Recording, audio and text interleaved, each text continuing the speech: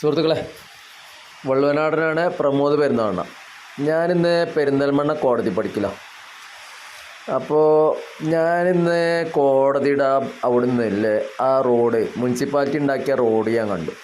കട്ടയൊക്കെ പഴിച്ച് നല്ല അടിപൊളിയായിക്കൊണ്ടു. പക്ഷേ ഇത് നന്നായി, വളരെ നല്ലൊരു കാര്യം. അതിനോടൊപ്പം തന്നെ ഇവിടെ വരുന്ന സ്ത്രീകൾക്ക്, വയസ്സായ ആളുകൾക്കൊക്കെ ബാത്റൂമിൽ പോകാൻ ഒരു ടോയ്ലറ്റ് സൗകര്യം അവിടെ ഇല്ല. നമ്മുടെ ക്യാൻറ്റീൻ്റെ അവിടെ അതിനുള്ള സൗകര്യമുണ്ട്.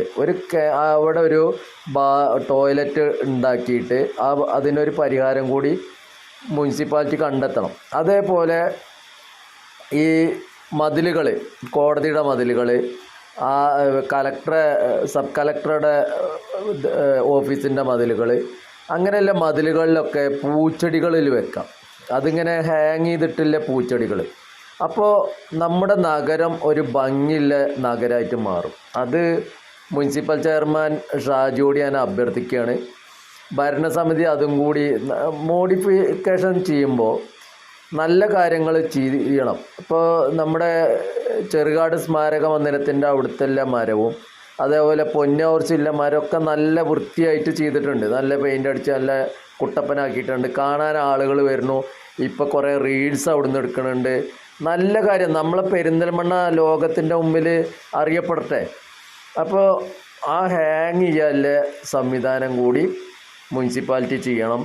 അതിനോടൊപ്പം ഞാൻ പറഞ്ഞില്ലേ, ഈ സ്ത്രീകൾക്ക്, കുട്ടികൾക്ക്, അതേപോലെ വയസ്സായ ആളുകൾക്കുള്ള ഒരു ടോയ്ലറ്റ്, ആ സൗകര്യം വേണം. എല്ലാവരും ഇപ്പോൾ അവിടെ പുരുഷന്മാരാണെച്ചാൽ എവിടെ നിന്നിട്ട് മൂത്രമൊഴിക്കുക. ഈ സ്ത്രീകൾ എന്തു ചെയ്യും?